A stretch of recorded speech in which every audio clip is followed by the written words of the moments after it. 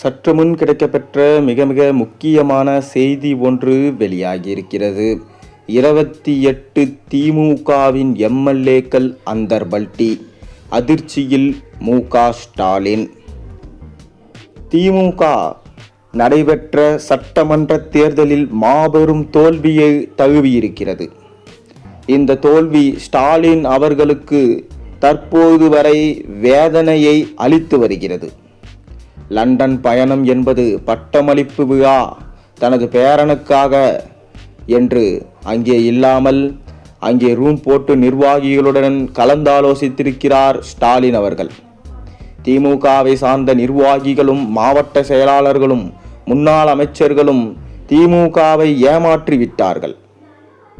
கிட்டத்தட்ட திமுகவின் 28 எம்எல்ஏக்களும் அதற்கு துணை புரிந்திருக்கிறார்கள் என்பதையும் தற்போது உதயநிதி, சபரீசன் ஆகியோர்கள் ஸ்டாலினிடம் தெரிவிச்சிருக்கிறாங்களாம்.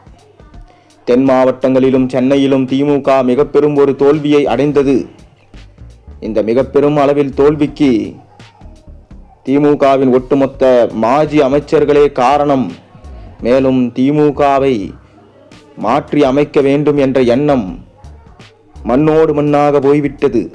திமுக 2வது முறை ஆட்சி அமைக்க வேண்டும் என்பதற்காக ஒவ்வொரு மாவட்டத்திலும் சுமார் 300 கோடி வரை கணிசமான தொகையை ஸ்டாலின் அவர்கள் அனைத்து நிர்வாகிகளிடமும் அமைச்சர்களிடமும் ஒப்படைத்திருந்தார்.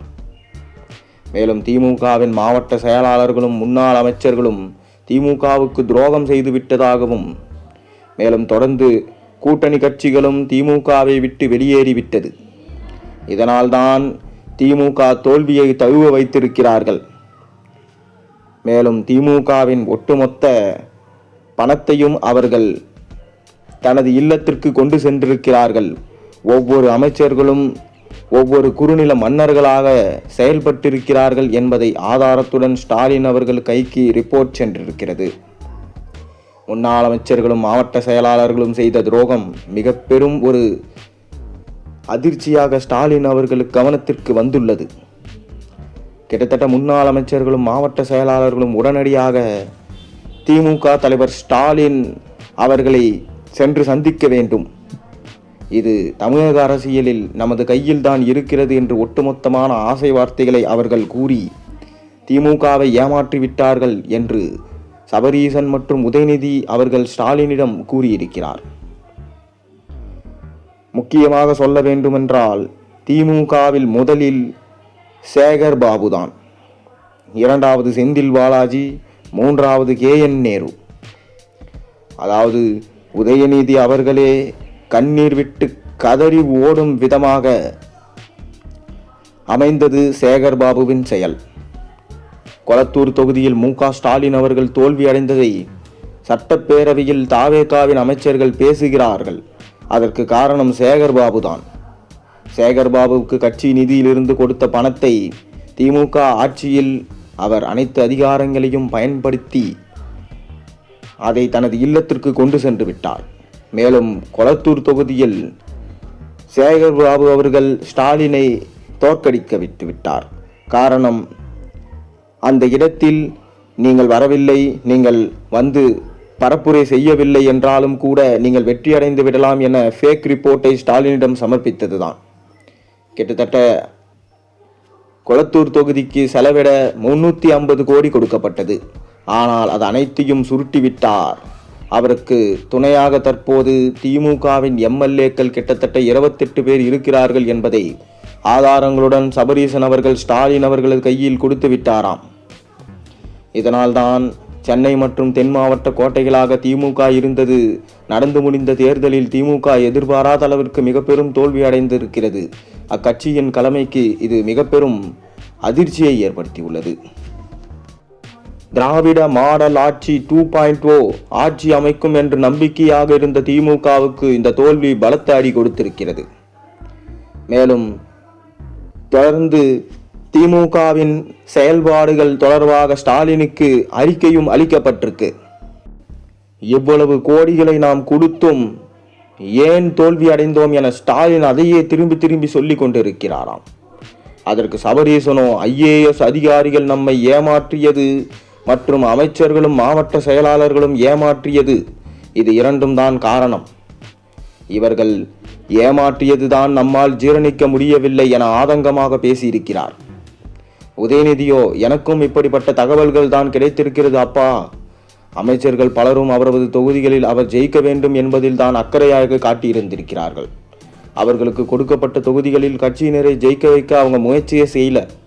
அவர் ஜெயிச்சால் நமக்கு போட்டியா வந்துடுவாரோ, இவர் ஜெயிச்சா நமக்கு போட்டியா வந்து விடுவாரோ என்று திட்டமிட்டு அரசியல் செஞ்சிருக்கிறாங்க. எந்தெந்த பணிகளுக்கு எவ்வளவு செலவு செய்ய வேண்டும் என பகிர்ந்தளித்து பிளான் போட்டு கொடுத்தோமோ அதன்படி செலவு செய்யல, எல்லாத்தையும் அமுக்கி கொண்டாங்க என கோபத்துடன் சொல்லியிருக்கிறார். மேலும் டிஆர் பாலுவோ, யார் யாருக்கு எவ்வளவு கொடுக்கப்பட்டது என ஸ்டாலின் அவர்கள் கேட்டிருக்கார்.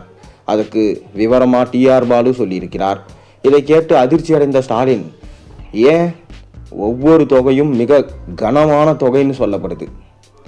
மேலும் கொடுக்கப்பட்ட தொகையை சுருட்டி கொண்டவர்கள் யார் யார், அவங்க மீதெல்லாம் சந்தேகம் இருக்கோ அவர்களை தொடர்பு கொண்டு ஸ்டாலின் அவர்கள் வறுத்தெடுத்திருக்காராம். மேலும் தனது பேரன் இன்பநிதியின் பட்டமளிப்பு விழாவில் பங்கேற்பதற்காக மு.க. ஸ்டாலின் தனது குடும்பத்தினருடன் லண்டன் புறப்பட்டு சென்றார். அவருடன் எதிர்க்கட்சி தலைவர் உதயநிதி ஸ்டாலினும் சென்றிருக்கிறார். இந்த 15 நாள் லண்டன் பயணத்தின் போது வெறும் ஓய்வு மட்டுமல்லாமல் திமுகவின் எதிர்காலம் மற்றும் கட்சியில் செய்யப்பட வேண்டிய மாற்றங்கள் குறித்து உதயநிதி ஸ்டாலினோடு இணைந்து ஒரு மிக முக்கியமான திட்டத்தை மு.க. ஸ்டாலின் இறுதி செய்ய போவதா தற்போது தகவல்கள் கிடைச்சிருக்கு. மே மாதம் தேர்தல் முடிவுகள் வெளியானதில் இருந்தே திமுகவின் தொகுதி வாரியா ஏன் இந்த சரிவு ஏற்பட்டது என்பது குறித்து கள ஆய்வு குழுக்கள் மூலம் தகவல்கள் சேகரிக்கப்பட்டன. குறிப்பாக கொளத்தூர் தொகுதி தோல்வி மற்றும் சென்னை மாவட்டங்களில் திமுகவின் வாக்கு வங்கு சரிந்தது குறித்து கடுமையான கோபத்தில் இருக்காரு ஸ்டாலின். இந்த தோல்விக்கு தேர்தல் வியூகம் மட்டும் காரணம் அல்ல, பல மாவட்ட செயலாளர்கள் மற்றும் சீனியர் தலைவர்கள் அவங்களோட அலட்சியமும் உட்கட்சி பூசலுமே முக்கிய காரணம் என்பது தலைமைக்கு கிடைத்த ரிப்போர்ட். தற்போது லண்டனில் உள்ள ஒரு விடுதியில் ஸ்டாலின் மற்றும் உதயநிதி ஸ்டாலின் ஆகிய இருவரும் இந்த ரகசிய ரிப்போர்ட்டுகளை வச்சு தீவிரமாக விவாதிக்க இருப்பதா சொல்லப்படுது. உதயநிதி ஸ்டாலின் ஏற்கனவே இளையரஞ்சரி மூலமா தமிழகம் முழுவதும் வலுவான நெட்வொர்க்கை வச்சிருக்கிறதுனால யாரை நீக்க வேண்டும், யாருக்கு புதிய பொறுப்புகளை வாங்க வேண்டும் என்ற பட்டியலை அவர் உறுதி செஞ்சிருக்காராம். மேலும் சேகர் பாபு, மா சுப்பிரமணியன் தொடங்கி தாமோ அன்பரசன், ஏவா வேலு, மூர்த்தி, KN நேரு, கோவிசெய்யன், அனிதா ராதாகிருஷ்ணன், திட்டக்குடி கணேசன் என 22 மாஜி அமைச்சர்களுக்கு செம டோஸ் கொடுத்திருக்காராம் ஸ்டாலின். அதே போல மாவட்ட செயலாளர்களுக்கும் டோஸ் விழுந்திருக்கு. இதனால் இவர்கள் மீது கடுமையான ஆக்ஷன் எடுக்கப்படலாம் என சொல்லப்படுகிறது. திமுகவின் மிக முக்கிய தூண்களாக கருதப்படுபவர்கள் அதன் மாவட்ட செயலாளர்கள். ஆனால் தேர்தல் நேரத்தில் தாவேகா மற்றும் எதிர்க்கட்சிகளின் அலை வீசிய போது அதை தடுக்க தவறிய பல சீனியர் மாவட்ட செயலாளர்களின் பதவிகள் இந்த முறை பறிக்கப்பட வாய்ப்பிருப்பதாக அதிகம் என சொல்லப்படுகிறது. இதனால் எங்கே நமது பதவி பறிபோய் விடுமோ என்ற அச்சத்தில் திமுகவை சேர்ந்த 28 MLAக்கள் எப்ப வேண்டுமானாலும் தாவேகாவுக்கு அந்தர்பல்ட்டி அடிக்கலாம். இது ஸ்டாலின் அவர்கள் கொடுத்த பணத்தை திருப்பி கேட்டால் நடக்கும் என்கின்ற உளவுத்துறை ரிப்போர்ட்டும் ஸ்டாலினுக்கு தற்போது தலைவலியாக மாறியிருக்கிறது.